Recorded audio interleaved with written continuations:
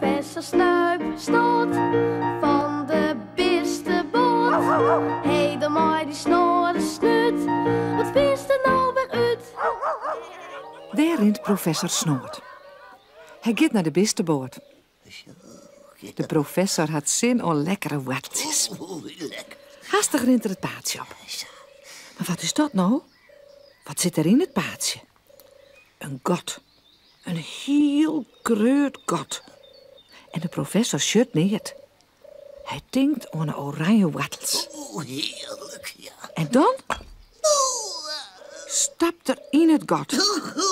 De professor doekt vooruit en hij ploft lang uit op het paadje wel. Voor alle worteltjes in een pan. Hoe komt dat godje? Au, mijn kleine poot.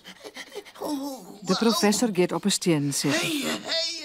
Hij zucht naar het zere pootje. Ja, er komt een bult op. Een blauwe bult. Zou er nog wel stinken? Hij gaat doorheen. Dat valt net.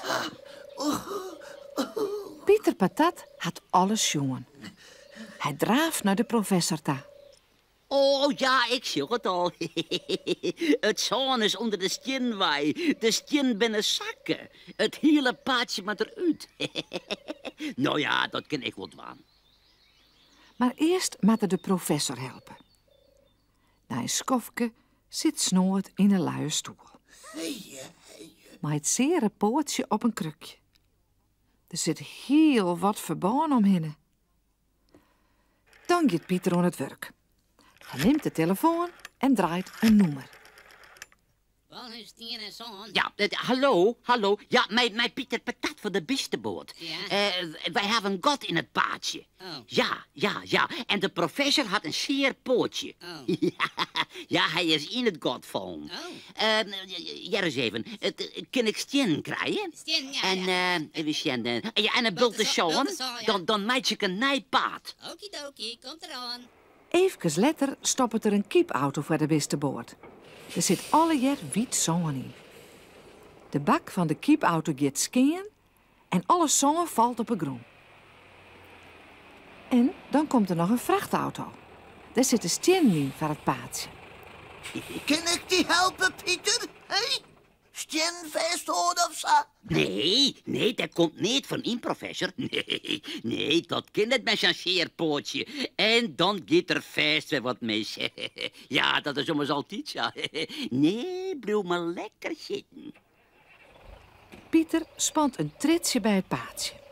Alle stienen moeten lieke heeg komen, oors kan de bisten oms wegvallen. Hij laait de stienen in het zon en houdt er een tikje op met een heerlijk grote hamer. Zo, die lezen vast. Pieter laat haast maar de snuit in het zon. Om mijn knibbels had er lapen. Oors beginnen die zeer te dwaan. Pieter is een echte stripmaker. Als het juster wordt, komt Pieter in de bistenboord. Morgen zullen wij verder. Oh, wat is er wurg. Het is wel wat oors als patatbakken. Nou, ik ga naar bed. Nou, lekker sliepen alle keer. Professor Snoort kan net sliepen. Hij moet heel tijd aan het nije paadje denken. Hoe zou het eruit zien? Zou Pieter het wel goed die in ha? Zitten de werkgoten in? De professor zal zelfs wel even zien. Pieter slipt en de oren bissen nek. Een beetje stief stapt er uit het bed. Mijn pootje toch nog wel zeer. Hoe zullen dat nou, ha? Wacht je. Daar zit er een grote paraplu.